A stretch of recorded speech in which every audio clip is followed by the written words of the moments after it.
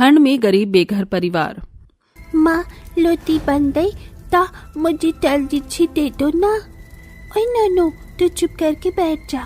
माँ तुम पहले रोटी मुझे देना, बहुत भूख लगी है। दोनों बच्चे आपस में झगड़ने लगते हैं। असल में पप्पू के गरीब परिवार में आज 2 दिन बाद चूल्हा जला था। इतने में एक अनाउंसमेंट होता है। सुनिए सुनिए सुनिए, मौसम विभाग ने जारी किया है कि अगले 2 दिनों तक तेज आंधी, तूफान, बारिश और बर्फबारी भी होने वाली है। सभी ठंड में अपने घर में ही रहें। सुनिए सुनिए सुनिए। माँ रोटी दो ना, भूख लगी है। इस खबर की चिंता से रूपा नोनू को थप्पड़ लगा देती है। नोनू जोर जोर से रोने लगता है। माँ, दादी माँ ने मुझे मारा। अरे ले, मेरे बच्चे रोते नहीं। बहू, तुझे बेचारे बच्चे पर हाथ उठाकर क्या मिल गया? फिर क्या करूं माँ जी? आपने सुना नहीं, अभी अनाउंसमेंट वालों ने क्या ऐलान जारी किया है? हमारा ये घर इस कच्ची कॉलोनी में है, वो भी जमीन के इतने गहरे में। कब से कहा था मैंने इन्हें मिट्टी सीमेंट भरवा कर घर ऊंचा करवा लो। अब अगर बारिश आएगी तो हम सभी इस ठंड में बेघर हो जाएंगे। मेरे बच्चे क्या इस सर्दी में सड़क पर रहेंगे? रूपा, मैं कोशिश कर रहा हूँ। अरे खाक में गई तुम्हारी कोशिश। तुम खुद ही देख रही हो, इस ठंड में मेरे पास काम धाम नहीं है। मुझे पता है कैसे करके मैं ये 2 वक्त की रोटी कमा रहा हूँ। मैं भी चाहता हूँ कि मेरे परिवार में सिर पर एक पक्की छत हो। एक गरीब की सारी जिंदगी रोटी कमाने में ही निकल जाती है। रोटी, कपड़ा और मकान की कीमत भला किसी गरीब से अच्छा और कौन समझ सकता है। देखते देखते शाम ढल जाती है और जोर जोर से बादल गरजने लगते हैं। मूसलाधार बारिश होने की लगती है और पानी तेजी से उनके घर में घुसने लगता है। हे भगवान, ये बारिश तो रुकने का नाम ही नहीं ले रही है। घर में पानी बढ़ता ही जा रहा है। अरे ऊपर वाले, क्या तुझे हम गरीबों की हालत पर तरस नहीं आ रहा? अरे क्यों हमें बेघर करना चाहता है इस ठंड में? तभी तेज तूफान से घर का आधा हिस्सा टूटकर गिर जाता है, जिसका टुकड़ा नोनू के सर पर लग जाता है और उसके खून बहने लगता है। माँ, चोट लग गई। नोनू मेरा बच्चा। माँ रूपा, ये घर किसी भी वक्त ढह सकता है। हमें घर खाली करना होगा। जैसे ही वो सभी घर से निकलते हैं, उनका घर पूरी तरह से उनकी आंखों के सामने ही टूटकर बिखर जाता है। एक ही झटके में उस गरीब का परिवार बेघर हो जाता है।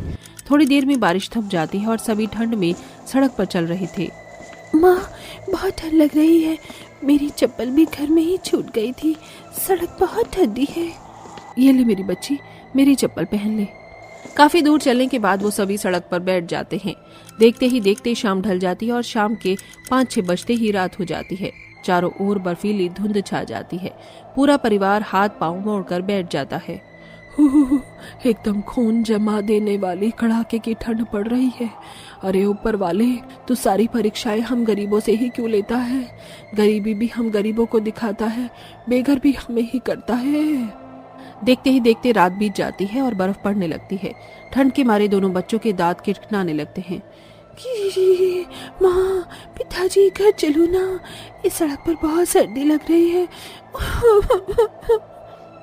हाँ माँ, घर चलो ना, देखो मेरे हाथ पैर कितने ठंडे पड़ गए हैं। इतने में एक बुलेट से पुलिस वाला वहाँ आता है और सड़क पर सोए गरीब लोगों को लाठी मार मार कर भगाने लगता है। उसी सड़क पर एक 70-80 साल की बुढ़िया फटा चिटा कंबल ओढ़े सोई हुई थी। पुलिस वाला लात मार कर उसे उठाता है। ए बुढ़िया, चल उठ, चल, अबे चल उठ। अबे उठती है कि तुझे भी खर्चा पानी दूं? ये ले। हे ईश्वर, क्यों हूँ दरोगा बाबू? तुम्हारी लाठी क्या हम जैसे गरीब मजलूमों पर ही चलती है? बस कभी जाकर अमीरों का गिरेबान क्यों नहीं पकड़ते? साली बुढ़िया तेरी तो। अरे रुक जाओ साहब, अरे क्यों बेचारी अम्मा पर अपनी ताकत का जोर आजमा रहे हो? अरे साले तू है कौन बे, इसका मसीहा? एक तो तुम गरीब लोग सड़क पर जम जाते हो, इसे क्या बाप की जागीर समझिए? चलो उठो और भागो यहाँ से। चलिए अम्मा जी, हमारे साथ आ जाइए। हालातों की सताई बुढ़िया भी अब गरीब पप्पू के परिवार का हिस्सा बन जाती है। वो अमीर लोग महंगी रजाई में अपने बड़े बंगले में सो रहे थे, वहीं दूसरी तरफ वो गरीब बेघर परिवार उस कड़ाके की ठंड में ठिकाने की खोज में आधी रात में भी सड़क पर भटक रहा था। पूरी सड़क बर्फ से सफेद हो गई थी। अब ठंड 4 गुना बढ़ गई थी। सभी की हिम्मत जवाब दे रही थी। तभी गुड़िया बीच सड़क पर गिरकर बेहोश हो गई। माँ, गुड़िया दीदी। गुड़िया मेरी बच्ची, आंखें खोल। अजी देखो ना, मेरी बेटी कुछ बोलती क्यों नहीं? चुप हो जाओ रूपा, हिम्मत रखो। तभी सभी का ध्यान सड़क पार एक कूड़ेदान के खाली कंपाउंड में जाता है जहाँ एक टूटा फूटा पाइपलाइन पड़ा था। अरे बेटा, वो देख, वहाँ एक पाइपलाइन है, चलो वहीं चलते हैं। लाओ रूपा, गुड़िया को मेरी गोद में दो। पूरा परिवार पाइपलाइन में बैठ जाता है। रूपा रो रो कर काफी देर तक गुड़िया का हाथ पैर मलती है। देख बेटी, बच्ची होश में आ गई। रूपा गुड़िया को गले से लगाकर और भी ज्यादा फुट फुट कर रोने लगती है। गुड़िया मेरी बच्ची, तू ठीक है ना? मुझे लगा मैंने तुझे खो दिया। दादी माँ, अब हम यहीं रहेंगे? हाँ बेटा, अब यही हम गरीबों का घर है। तभी बूढ़ी अम्मा के पास रोटी देखकर नोनू कहता है, बूढ़ी दादी, मुझे भूख लगी है, आप मुझे आधी रोटी दोगी? हाँ बेटा, ये ले तू खा ले। ये गुड़िया तू भी खा, भीख में मांगी हुई थी, आधी खाई थी, आधी बचा ली। सभी जैसे तैसे सो जाते हैं, मगर सुबह तक बूढ़ी अम्मा इस दुखदाई दुनिया को छोड़कर जा चुकी थी, जिसकी जिम्मेदारी सिर्फ गरीबी और ठंड का कहर ही था, जिसे देखकर सभी का दिल दहल गया। माँ, बुढ़िया दादी कैसे मर गई? नोनू, बूढ़ी दादी को ठंड लग रही थी, उनके पास घर भी नहीं था, वो सड़क पर ठंड में सोती थी ना, इसीलिए मर गई। गुड़िया दीदी, हमारे पास भी तो घर नहीं है, फिर तो हम जब भी ठंड से मर जाएंगे। मासूम नोनू के इस बात पर पूरे परिवार का दिल रो पड़ा। सभी की आंखों से टप टप आंसू गिर रहे थे। नहीं मेरे बच्चों, मैं तुम सबको कुछ भी नहीं होने दूंगा, मैं घर बनाऊंगा। माँ, रूपा, मुझे तुम दोनों का साथ चाहिए। हाँ मेरे लाल, मैं तेरे साथ खड़ी हूँ इस हालत में भी। अजी, मैं भी आपके साथ हूँ, हम अपना घर बनाएंगे। इसके बाद पप्पू, गोमती और रूपा तीनों लगकर कड़ाके की उस ठंड में कंपाउंड के कचरे के जगह की सफाई करते हैं। माँ, रूपा, आप दोनों जल्दी से घास फूस इकट्ठा करो, तब तक मैं लकड़ियाँ काट कर लाता हूँ। पप्पू इधर उधर से लकड़ी काट कर लाता और दोनों सास बहू घास फूस जमा करती हैं। मेरा तो बिल्कुल भी हाथ पांव नहीं चल रहा। बहू, सूरज भी मुंह नहीं दिखा रहा कि थोड़ी राहत मिलती। फिर उसी समय पर कड़ाके की ठंड में मेहनत करके झोपड़ी बनाते हैं और चारों तरफ फूस लगाते हैं, जिससे उनका घर एकदम मजबूत हो जाता है। आओ बच्चों, देखो, बन गया हमारा घर। अरे वाह माँ, हमारी झोपड़ी कितनी सुंदर है, पर अगर ये भी हमारे पुराने घर की तरह टूट गई तो हम फिर से सड़क पर आ जाएंगे। नहीं गुड़िया, इस बार मैं इस घर को टूटने नहीं दूंगा। रूपा, वो तिरपाल देना। पप्पू झोपड़ी के ऊपर भी तिरपाल बांध देता है। माँ, रूपा, बच्चों देखो, बन गया हमारा घर, अब हम बेघर नहीं हुए। ऐसा बोलकर पप्पू अपने आंसू पहुंचता है। फिर सभी झोपड़ी में आते हैं। माँ, दादी माँ, हम सोई कहाँ करेंगे, बिस्तर तो है नहीं। अले ले ले, अभी दादी माँ अपने प्याले से राजकुमार के लिए बिस्तर बनाएगी। बहू, मुझे वो सारी फूस दे दे, मैं चटाई बना देती हूँ। फिर 2-3 घंटे लगाकर गरीब गोमती एक मोटी सी चटाई बीनती है, जिस पर पूरा परिवार सोता है, मगर जैसे दोनों बच्चे मुंह खोलकर खाना मांगना चाहते हैं। मैं जानता हूँ मेरे बच्चों, तुम दोनों को भूख लगी है ना, मैं कैसे भी करके कल तुम्हारे लिए खाना लाऊंगा। ठीक है पिताजी, हम एक दिन और भूखे सो जाएंगे। अगले दिन भगवान का नाम लेकर पप्पू काम ढूंढने निकलता है, जहां उसे मजदूरी का काम मिल जाता है, जिससे वो राशन पानी खरीद कर लाता है और सभी कई दिन बाद रोटी खाते हैं। थोड़े दिन बाद पप्पू अपनी माँ, बीवी, बच्चों के लिए स्वेटर और कंबल भी खरीद लेता है। राधिका, जल्दी से काम खत्म करके घर चलो, हमारी दोनों बेटियां हमारा इंतजार कर रही होंगी। काम तो खत्म हो गया, लेकिन आज सेठ से पैसे भी तो लेने हैं। दोनों अपने सेठ से पैसे लेने जाते हैं। सेठ जी, हमें कुछ पैसों की जरूरत है, कुछ पैसे दे दीजिए। पैसे 1 हफ्ते के बाद मिलेंगे, अभी पैसे नहीं है। लेकिन सेठ, हमारी बात समझने की कोशिश करो। बहरा नहीं हूं मैं, सुनाई देता है मुझे। जो कह दिया सो कह दिया, अब तुम अपने घर जाओ। सेठ की बात सुनने के बाद दोनों का मन उदास हो जाता है, जिसके बाद वह अपने घर लौट आते हैं, जहां उनकी दोनों बेटियां उनसे कहती हैं, क्या हुआ पिताजी, आप इतने उदास क्यों लग रहे हो? अरे माँ, मैं आपको 1 हफ्ते से गाजर का हलवा खाने के लिए बोल रही हूँ, आप नहीं लेकर आई ना मेरे लिए गाजर का हलवा। जब मुझे पैसे मिलेंगे तो गाजर का हलवा जरूर लेकर आऊंगी, अभी मालिक ने पैसे नहीं दिए। उस रात पूरा परिवार पानी पीकर सो जाता है। अगले दिन जब सवेरा होता है, राधिका और अमित फिर से भूखे प्यासे गाजर के खेतों में काम करने के लिए पहुंच जाते हैं। सारे दिन मेहनत के बाद भी शाम को फिर से उनके मालिक उन्हें 1 रुपया नहीं देता। अब हम लोग क्या करें? सेठ ने हमें पैसे भी नहीं दिए, घर पर साग सब्जी कुछ भी नहीं है, क्या खाएंगे घर पर? देखो, मुझे कुछ समझ नहीं आ रहा। अब हम लोग अपनी बेटियों को भूखा तो नहीं मार सकते। जरा उधर देखो, अभी खेतों के पास कोई नहीं है। कुछ गाजर चुरा लेते हैं, कम से कम गाजर चुराकर अपनी बेटियों का पेट तो भर सकते हैं। दोनों के दोनों खेतों में घुस जाते हैं और वहां से गाजर चोरी करने लगते हैं। जैसे ही वह गाजर तोड़कर खेतों से बाहर आते हैं, उनका सेठ अपने गुंडों के साथ उनके सामने खड़ा होता है। अच्छा, तो ये सब भी कर लेते हो तुम दोनों?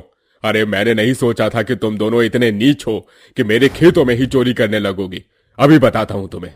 अरे तुम सब लोग मेरी शक्ल क्या देख रहे हो? इन दोनों को इतना मारो कि इनकी हालत देखकर फिर से कोई चोर चोरी करने से पहले 100 बार सोचे। सेठ के ऐसा कहते ही उसके सारे गुंडे राधिका और अमित को बहुत बुरी तरह मारते हैं। अरे बस करो, जान से थोड़ी ना मारना है। नहीं सेठ, आज के बाद मैं चोरी नहीं करूंगा, हमें जाने दो, हमें छोड़ दो। हमें चोरी करने की सजा मिल गई है, हमें छोड़ दो। उन दोनों को अपने सामने गिड़गिड़ाते हुए देख सेठ उन्हें छोड़ देता है, जिसके बाद वह दोनों वहां से अपने घर लौट आते हैं। अपने माता पिता के हाथ पैरों पर खून निकलता हुआ देख दोनों बेटियां घबरा जाती हैं और उन दोनों से कहती हैं, पिताजी, ये आपकी क्या हालत हो रखी है? ये खून कैसे निकल रहा है आपके माथे से? अपनी किए पर उन दोनों को बहुत शर्मिंदगी भी होती है और इस बात का अफसोस भी होता है कि वह अपनी बेटियों के लिए कुछ ना कर पाए। कुछ नहीं, बस छोटा सा एक्सीडेंट हो गया, बाकी तो हम दोनों बिल्कुल ठीक हैं। अमित और राधिका दोनों ही अपने मुंह धोते हैं और पड़ोस की काकी से उनका घर का बचा हुआ खाना मांगकर अपनी बेटियों का पेट भरते हैं और खुद भूखे सो जाते हैं। अगले दिन जब सवेरा होता है तो दोनों काम ढूंढने निकल पड़ते हैं। पूरा गांव छान मारा, लेकिन अभी तक कहीं पर भी कोई काम नहीं मिला। अगर हमारे पास काम नहीं होगा तो फिर हम दोनों अपनी बेटियों का ख्याल कैसे रखेंगे? हमें काम ढूंढना ही पड़ेगा।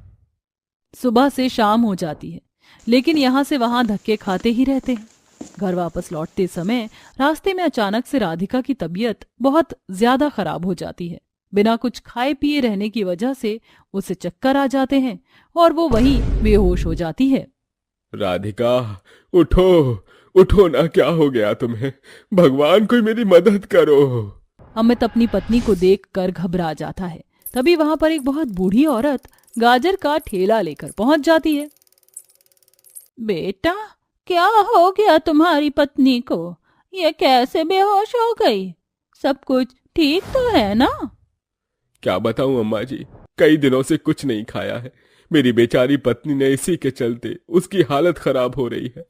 अमित उस बूढ़ी औरत को अपनी सारी परेशानियां बताता है, जिसके बाद वह बूढ़ी औरत अमित को अपने ठेले से कुछ गाजर उठा कर देती है और कहती है, देखो, मैं समझ सकती हूँ, सभी लोगों के ऊपर परेशानियां आ जाती हैं। ये लो, ये कुछ गाजर है, इन्हें खा लो, इससे तुम्हारा पेट में कुछ तो जाएगा ही, और अपनी पत्नी को भी खिलाने की कोशिश करो।